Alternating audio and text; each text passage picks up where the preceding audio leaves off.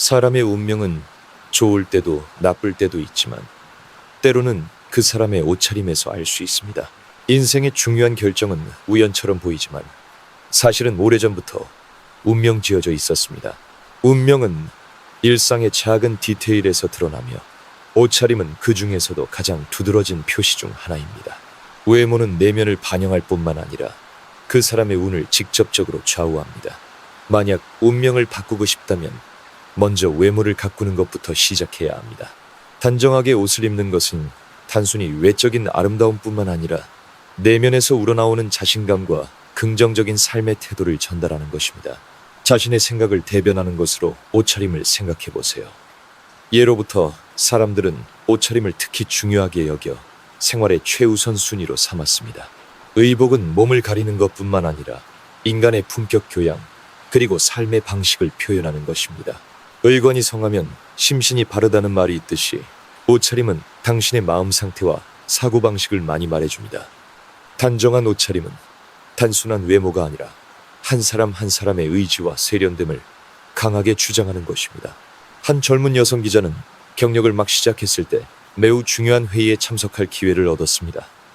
회의가 활발하게 진행되는 가운데 드디어 그녀가 질문할 차례가 왔습니다. 하지만 그녀가 일어선 순간 회의장 전체에서 속삭이는 소리가 들리기 시작했습니다. 그녀는 크게 신경 쓰지 않고 인터뷰라는 임무에 집중했습니다. 그러나 회의가 끝나자 그녀의 귀에는 혹독한 비판의 목소리가 들려왔습니다. 그 속삭임의 원인은 그녀가 그날 입고 있던 부적절한 복장이었습니다. 그녀는 무의식 중에 저널리즘계의 웃음거리가 되고 말았습니다. 사람들은 그녀의 능력에 대해 논하기보다 프로의식에 대해 의문을 제기하기 시작했습니다. 그녀는 그 후 중요한 인터뷰에 참여하는 것을 거부당했습니다. 옷차림은 외모뿐만 아니라 걸어다니는 이력서이며 누군가를 만났을 때의 첫인상입니다. 이 이야기는 유명한 사건인 닉슨과 케네디의 텔레비전 토론회를 떠올리게 합니다. 닉슨은 날카로운 토론을 펼쳤음에도 불구하고 케네디에게 참패했습니다.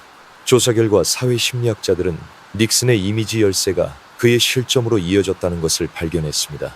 이는 옷차림은 영감을 얻기 위해 좋지만 결코 경솔함을 우선해서는 안 된다는 것을 증명합니다. 옷차림에 신경 쓰는 사람은 자신감에 차있고 침착하며 당당한 태도를 보이는 경향이 있습니다. 반대로 단정치 못한 옷차림에 외모가 깔끔하지 않은 사람은 불안정한 내면을 반영하며 때로는 일관성 없는 사고방식의 징후이기도 합니다. 그러므로 옷차림의 힘을 결코 과소평가해서는 안 됩니다. 옷차림과 미의식은 각 사람의 내면적 교양을 비추는 거울입니다. 단정하고 예의 바른 옷차림을 하면 주변 사람들에게 좋은 인상을 줄 뿐만 아니라 매력적인 아우라와 품격을 발산합니다. 상상해보세요. 자신감 넘치고 긍정적인 에너지로 가득 찬 사람이 지저분하고 구겨진 옷을 입고 밖에 나갈까요? 반대로 항상 피곤하고 의욕이 없으며 삶에 전혀 관심이 없는 사람이 자신의 옷차림에 신경 쓰거나 투자할 수 있을까요? 사실 옷차림은 당신의 기분과 생각을 대변하는 사람입니다. 당신이 어떻게 옷을 입는지는 당신의 정신 상태에 대해 많은 것을 말해줍니다. 밝고 단정하게 입는 사람은 생명력이 넘치고 좋은 것을 받아들이려는 마음을 가지고 있음을 보여줍니다. 반대로 단정치 못한 옷차림에 지저분한 복장을 한 사람은 마음의 혼란, 자신감 부족, 실패하기 쉬운 징후일 수 있습니다. 그러니 단정치 못한 외모가 당신의 진정한 능력과 잠재력을 가리게 하지 마세요. 단정하고 적절한 옷차림으로 주변 사람들에게 최고의 당신을 보여주세요. 청결과 정돈이라는 단어는 단순히 외적인 요소가 아니라 당신 자신의 삶에 대한 존중과 책임을 나타냅니다. 자신의 외모를 가꿈으로써 성공을 위한 준비가 되는 것입니다. 옛사람들은 먼저 옷차림을 보고 나중에 사람을 존중하며 먼저 형태를 보고 나중에 마음을 본다고 말했습니다. 이 말은 자신의 이름을 브랜드로 여기듯 자기 자신의 이미지도 예술 작품처럼 여겨야 한다는 것을 가르쳐 줍니다. 깨끗하고 단정하게 옷을 입는 것은 누군가의 관심을 끌기 위함이 아니라 당신 자신의 삶에 대한 책임입니다. 단정하게 옷을 입으면 정신 상태가 상쾌해질 뿐만 아니라 주위 사람들에게도 좋은 인상을 줍니다. 애플과 삼성이 휴대폰 시장을 석권하기 전 노키아가 시장 점유율을 독점하던 시대를 상상해 보세요. 당시 노키아의 테마 인터페이스 디자이너였던 유정호는 막 대학을 졸업하고 많은 사람들에게 사랑받는 인터페이스를 창조했습니다. 그의 명성은 높았고 네이버는 그를 사용자 경험 책임자로 영입하기 위해 연봉 10억 원을 지불할 준비가 되어 있었습니다. 하지만 그의 화려한 경력은 안타까운 전환점을 맞이합니다. 한 국제 서밋에서 유정호는 한국 디자이너 대표로 연사로 선정되었습니다. 그러나 안타깝게도 그는 분홍색 셔츠에 구겨진 흰색 반바지라는 행사에 엄숙함에 전혀 어울리지 않는 복장으로 등장했습니다. 반면 같은 행사에 참석한 마이크로소프트의 디자인 부장은 단정한 정장을 입고 있었습니다. 그 결과 네이버는 브랜드 이미지를 현저히 손상시키는 행위가 있었다며 유정호를 해고했습니다. 한때 성공을 거두었던 그는 그 후 점차 스포트라이트에서 사라져갔습니다. 유정호의 이야기는 옷차림 스타일과 외모가 당신 자신을 반영할 뿐만 아니라 당신의 기회와 경력, 경로에 직접적인 영향을 미친다는 것을 명확하게 보여줍니다. 옷차림은 그 사람의 삶의 방식을 많이 말해줍니다. 항상 단정치 못한 옷차림에 외모가 깔끔하지 않은 사람은 종종 규율이 없고 인생에 명확한 계획을 갖지 않은 사람입니다. 반대로 어떤 상황에서도 옷차림을 단정하게 유지하는 사람은 자신감과 의지를 가지고 인생의 폭풍우를 두려워하지 않음을 보여줍니다. 자신감 넘치고 강인하게 인생의 변화를 받아들이세요. 김 작가의 이야기는 그 명확한 증거입니다. 그는 오랫동안 감옥에 갇혀 매일 축축하고 어두운 사방의 벽만이 친구였습니다. 모두가 그가 패배자의 몰골을 하고 나오는 것을 보기 위해 교도소 문 앞에 모여 있었습니다. 하지만 그들은 틀렸습니다.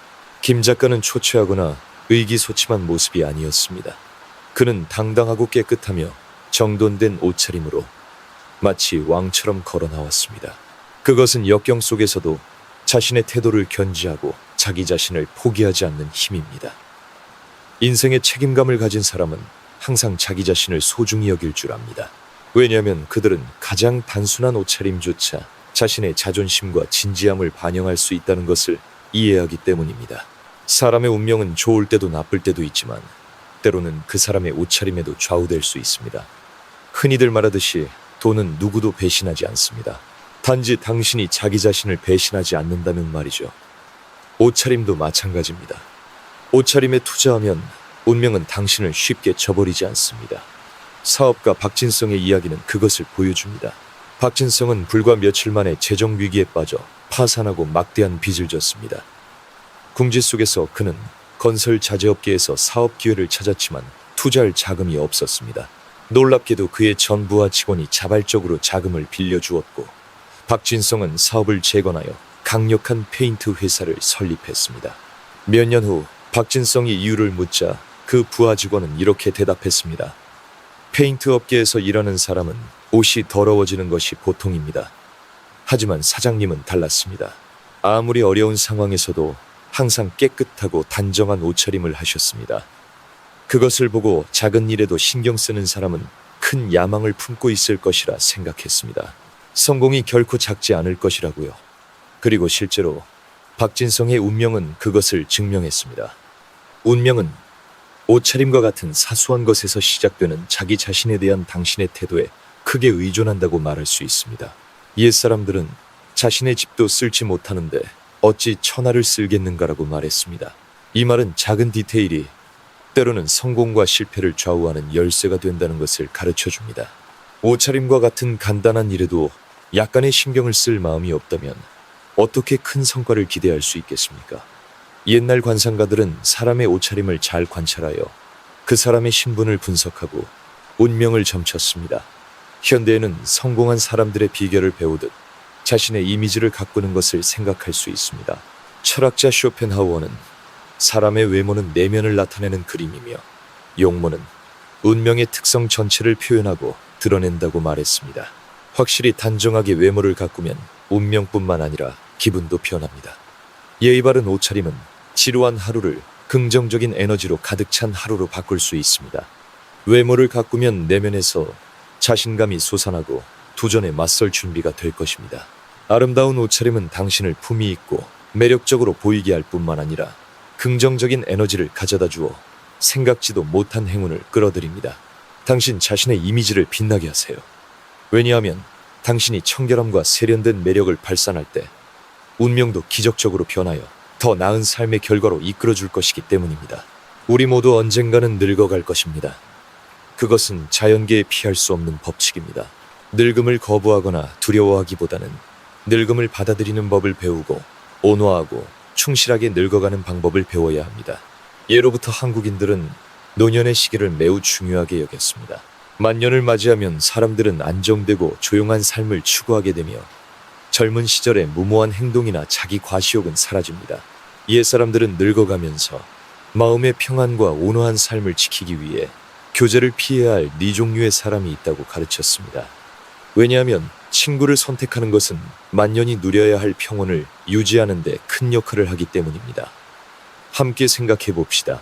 왜냐하면 때로는 올바른 사람을 선택하는 것 자체가 만년의 평온과 행복을 지키는 방법이기 때문입니다. 첫째, 늙어서는 한때 사랑했던 사람을 만나지 말아야 합니다. 젊음이 지나가면 누구나 마음에 깊이 새겨진 추억이나 연애가 있습니다. 하지만 그것은 청춘 시절의 것이며 모든 것이 만년까지 함께해야 한다는 의미는 아닙니다. 한때 불타올랐던 옛 연인이나 연애 관계 중에는 늙어서 만나지 말아야 할 것들이 있습니다. 젊음은 우리에게 많은 후회를 남기고 때로는 옛 연인을 만남으로써 과거의 감정이 어느 정도 보상받거나 부활할 것이라고 생각하는 사람도 있습니다. 하지만 실제로는 상상했던 것만큼 낭만적이지 않습니다. 한때 열렬히 사랑했지만 헤어졌던 두 사람이 늙어서 재회하는 경우는 적지 않습니다. 이는 때로는 부적절한 관계를 낳고 이미 안정되어 있던 온화한 삶을 혼란스럽게 만들기도 합니다. 기억하세요. 당신과 상대방은 세월과 함께 변했습니다. 한때 사랑하고 동경했던 상대는 이제 과거의 그림자에 불과할 수 있습니다. 온화한 삶은 과거의 기억을 되새기려 함으로써 쉽게 흐트러질 수 있습니다. 이는 만년의 안정에 영향을 미칠 뿐만 아니라 당신과 함께 수많은 우여곡절을 함께해온 현재의 배우자를 상처 입힐 가능성도 있습니다. 결국 만년은 자기 자신과 주변 사람들에 대한 온화한 책임감이 필요합니다. 약간의 충동적인 폭발이나 과거 연애의 환상 때문에 온화한 삶을 어지럽히지 마세요. 안정을 유지하고 현재를 소중히 여김으로써 진정으로 온화하고 행복한 만년을 맞이할 수 있습니다. 그러므로 한때 사랑했지만 헤어진 적이 있다면 과거는 과거로 받아들이고 마음을 어지럽힐 가능성이 있는 것을 들추지 마세요. 둘째, 당신을 얕보았던 사람을 만나지 말아야 합니다. 젊은 시절에는 다양한 사람을 만납니다. 친절하고 기꺼이 도와주는 사람, 그리고 당신을 얕보고 경시하는 것도 서슴지 않는 사람. 인생은 모두가 당신을 이해하고 소중히 여겨주지는 않지만 그것은 성장하고 극복하는 법을 배우는 여정의 일부입니다. 하지만 만년을 맞이하여 많은 우여곡절을 겪고 마음의 평온을 얻었을 때는 재회할 상대를 선택하는 데 신중해야 합니다. 한때 당신을 얕보고 상처 입혔던 사람은 다시는 만나지 말아야 합니다. 왜일까요? 그것은 과거의 감정 아픈 분노가 강렬하게 되살아날 수 있기 때문입니다. 당신은 복수심에 사로잡혀 자신의 가치를 증명하고 싶어지거나 상대에게 대가를 치르게 하고 싶다고 느낄 수 있습니다. 하지만 그런 부정적인 감정에 마음을 빼앗겨버리면 만년이 누려야 할 평온을 스스로 잃어버리게 됩니다. 생각해보세요. 복수가 정말로 당신을 안심시킬까요? 아니면 마음을 더욱 지치게 할 뿐일까요? 복수를 하지 못할 경우 당신은 실망감을 느끼고 과거의 상처를 다시 열어 지나간 일에 대해 스스로 고통받을 수 있습니다. 왜 그런 불쾌한 기억에 현재의 행복을 빼앗기게 두는 것일까요? 만년의 지혜는 내려놓을 줄 아는 것, 다른 사람과 자기 자신을 용서할 줄 아는 것입니다. 당신을 얕보았던 사람을 무시하는 것은 실패를 받아들이는 것이 아닙니다. 그것은 자기 자신을 위한 평온을 선택하는 것입니다. 기억하세요. 진정한 의미의 평안은 내려놓을 줄 알았을 때에만 찾아옵니다. 과거의 굴레에 얽매이지 않을 때 당신은 비로소 행복을 맛볼 수 있을 것입니다. 내려놓는 것은 약함이 아니라 당신이 자신에게 줄 수 있는 가장 큰 힘입니다. 그러니 당신을 얕보았던 사람은 과거의 그림자로서 영원히 과거에 두세요. 그리고 온화하고 자유로운 마음으로 나아가세요. 셋째, 당신을 상처 입혔던 사람을 만나지 말아야 합니다. 인생은 긴 여정이며 그 여정 속에서 누구나 자신을 상처 입혔던 사람을 마주치는 것은 피할 수 없습니다. 그것은 신뢰를 배신하고 말할 수 없는 아픔을 준 사람 또는 정신적인 상처를 남긴 사람일 수 있습니다. 젊은 시절에는 그 아픔이 집요하게 우리를 괴롭히고 분노와 깊은 원한을 낳기도 합니다. 하지만 만년을 맞이할 때 마음은 많은 폭풍우를 이겨내고 온화해집니다. 우리는 원한을 계속 품는 것은 자기 자신을 더욱 고통스럽게 할 뿐이라는 것을 배우게 됩니다. 왜 이미 온화한 삶을 살고 있는데 불쾌한 기억을 계속 끌어안고 있어야 할까요? 시간은 치유의 약이며 만년은 불쾌한 일들, 과거의 적을 포함하여 모든 것을 내려놓을 때입니다. 생각해 보세요. 당신을 상처 입혔던 사람이나 나쁜 관계와 마주하거나 떠올리는 것이 당신의 마음과 건강에 영향을 미칠 가치가 있을까요? 만년은 온화한 나날을 보내고 자녀나 손주와 함께하는 시간 또는 당신을 기쁘게 할 수 있는 일을 하는 소중한 시간입니다. 더 이상 그런 쓸데없는 원한의 시간을 낭비하지 마세요. 결국 가장 중요한 것은 당신이 마음으로부터 온화하고 행복을 느끼는 것입니다.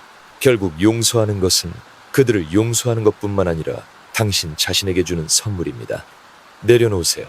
그것은 당신을 상처 입혔던 사람을 위해서가 아니라 당신의 마음의 평안을 위해서입니다. 원한을 잊으려 할 때 당신은 과거의 무거운 짐에서 자기 자신을 해방시키는 것입니다. 만년은 사랑하고 온화한 나날을 보내고 남은 날들을 아름다운 것으로 채우기 위한 시간입니다. 더 이상 불쾌한 것이 당신의 마음을 지배하게 하지 마세요. 넷째, 당신과 적대적이었던 사람을 만나지 말아야 합니다. 누구나 사랑하는 사람, 항상 곁에 있어주는 친구를 가집니다. 하지만 그런 좋은 관계와 함께 인생은 적 한때는 천적이라고 여겼던 사람을 가져다 주기도 합니다. 젊은 시절에는 청춘의 열정이 우리에게 원한 상처 복수하고 싶은 마음을 품게 합니다. 그런 감정은 자기 자신을 크게 보이고 싶다는 미숙한 자아와 자신의 가치를 증명하고 싶다는 욕구에서 비롯됩니다. 하지만 시간이 흐르면서 만년은 우리에게 깊은 성숙을 가져다 줍니다. 우리는 원한을 계속 품는 것은 우리가 추구하는 온화한 삶을 소모시킬 뿐이라는 것을 깨닫게 됩니다. 왜 이미 온화한 삶을 살고 있는데 과거의 불쾌한 기억을 계속 끌어안고 있어야 할까요? 시간은 치유의 약이며 만년은 불쾌한 일들, 과거의 적을 포함하여 모든 것을 내려놓을 때입니다. 생각해 보세요. 당신을 상처 입혔던 사람이나 나쁜 관계와 마주하거나 떠올리는 것이 당신의 마음과 건강에 영향을 미칠 가치가 있을까요? 만년은 온화한 나날을 보내고 자녀나 손주와 함께하는 시간 또는 당신을 기쁘게 할 수 있는 일을 하는 소중한 시간입니다. 더 이상 그런 쓸데없는 원한의 시간을 낭비하지 마세요. 결국 가장 중요한 것은 당신이 마음으로부터 온화하고 행복을 느끼는 것입니다. 결국 용서하는 것은 그들을 용서하는 것뿐만 아니라 당신 자신에게 주는 선물입니다. 내려놓으세요. 그것은 당신을 상처 입혔던 사람을 위해서가 아니라 당신의 마음의 평안을 위해서입니다. 원한을 잊으려 할 때 당신은 과거의 무거운 짐에서 자기 자신을 해방시키는 것입니다. 만년은 사랑하고 온화한 나날을 보내고 남은 날들을 아름다운 것으로 채우기 위한 시간입니다. 더 이상 불쾌한 것이 당신의 마음을 지배하게 하지 마세요. 사랑하는 여러분, 100년 후 우리는 모두 사랑하는 사람이나 친구와 함께 묻힐 것입니다.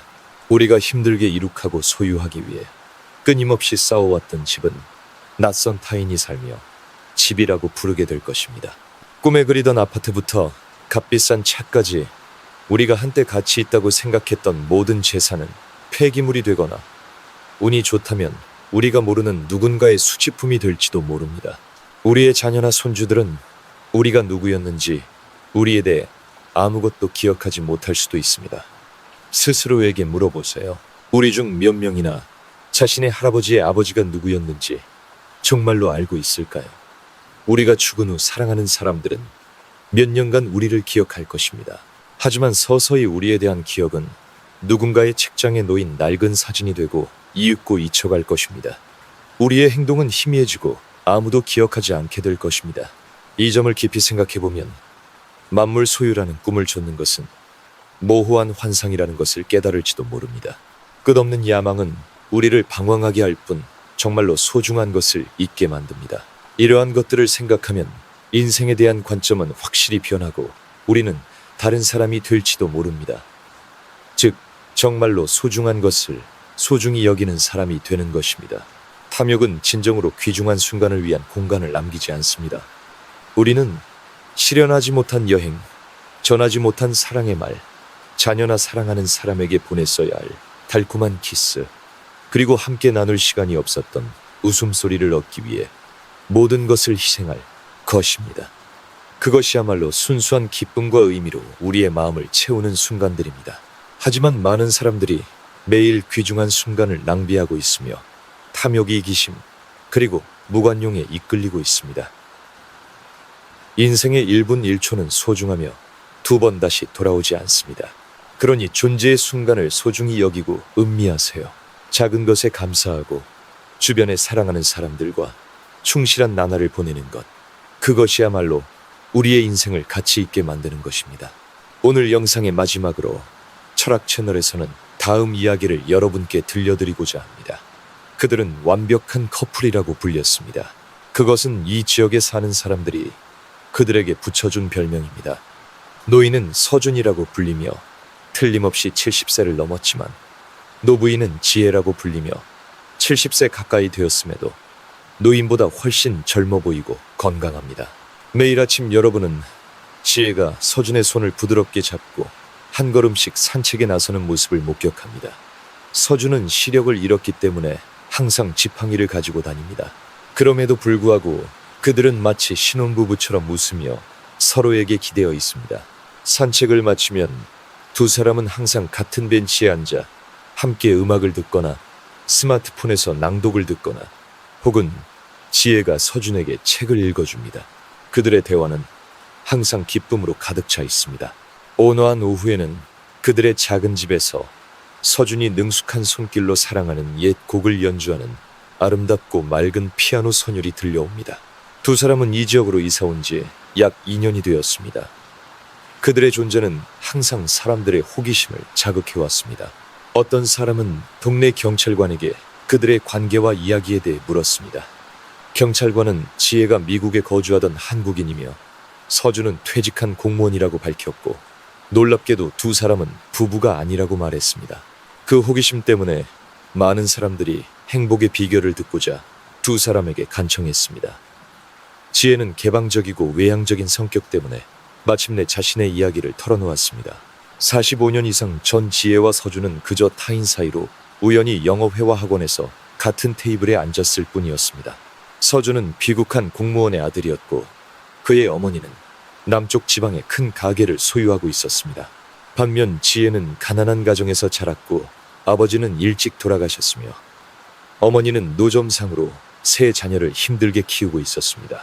환경은 달랐지만 두 사람은 영어 수업과 선생님이 발음 연습을 위해 짝을 지어준 것을 계기로 서서히 친해졌습니다.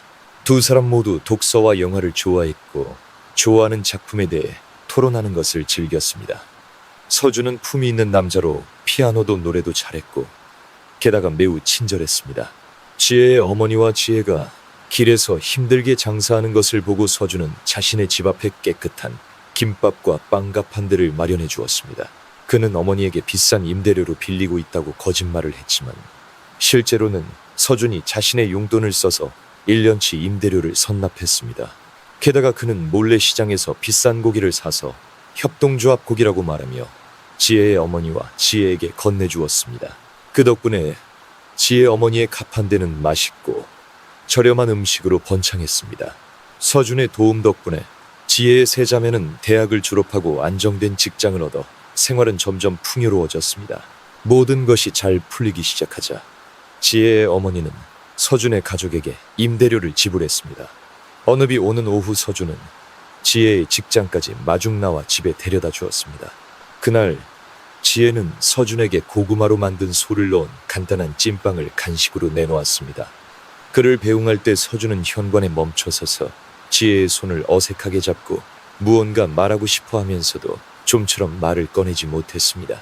그리고 그는 부드럽게 이렇게 말했습니다. 우리 영원히 좋은 친구로 남자. 지혜는 그의 말뜻을 알았습니다. 그녀는 미소 지으며 이렇게 대답했습니다. 우리는 영원한 친구야. 네가 뭘 하든 난 이해해.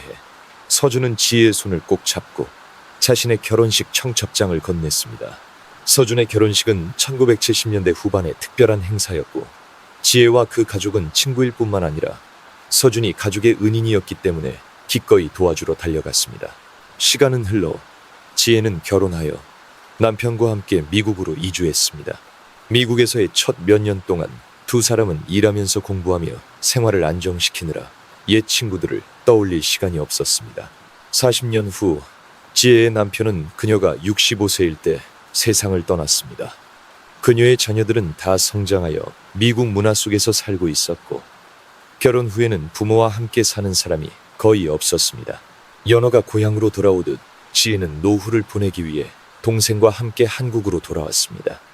어느 날 지혜는 페이스북에서 모르는 사람으로부터 메시지를 받았습니다. 안녕하세요.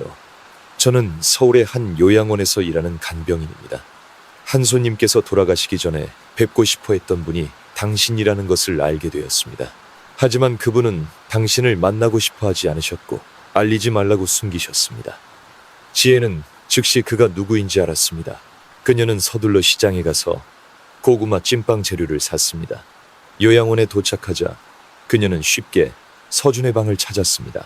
그는 피아노를 치고 있었고 과거에 그가 집에 왔을 때 그녀에게 가르쳐 주었던 옛 곡을 연주하고 있었습니다. 이것은 로체스터를 방문했을 때의 제2네오 소설이 아닙니다. 이것은 현실입니다. 지혜는 서준이 연주를 마칠 때까지 기다렸다가 간병인에게 그에게 빵을 먹여달라고 부탁했습니다. 서준은 고개를 들어 빵을 가져다 준 사람이 아직 여기 있느냐고 물었습니다. 지혜는 천천히 서준 곁으로 다가가 그의 늙은 손을 잡았습니다. 그녀는 속삭였습니다. 우리는 영원한 친구야. 서준은 미소 지었습니다. 3년여 전에 시력을 잃은 그의 눈은 그녀를 볼 수 없었지만 그들의 마음은 통하고 있었습니다. 서준의 아내는 세상을 떠났고 자녀들은 바빠서 그를 돌볼 수 없었습니다. 하지만 그 순간 두 사람은 과거 청춘 시절처럼 백발이 된 지금도 신성한 애정을 간직하며 좋은 친구로 남아 있었습니다. 철학 채널의 영상을 시청해 주셔서 감사합니다. 이 영상이 마음에 드셨다면 댓글에 이를 입력해 주세요. 마음에 들지 않으셨다면 이를 입력해 주세요. 채널 구독 버튼을 누르고 알림 설정을 해주시면 다음 영상을 놓치지 않으실 겁니다. 여러분, 지금 어디에서 제 이야기를 듣고 계신가요? 오늘 제가 들려드린 이야기 어떻게 들으셨는지 궁금하네요. 여러분의 솔직한 생각이나 느낌을 댓글로 남겨주시면 큰 힘이 될 것 같습니다. 모쪼록 여러분의 하루하루가 늘 평안하고 행복한 일들로 가득하기를 진심으로 기원합니다. 그리고 혹시 여러분에게도 다른 사람들과 함께 나누고 싶은 특별한 사연이나 재미있는 이야기가 있다면 주저하지 마시고 저희에게 들려주세요. 모두의 이야기가 모여 서로에게 따뜻한 위로와 즐거움을 줄 수 있을 테니까요.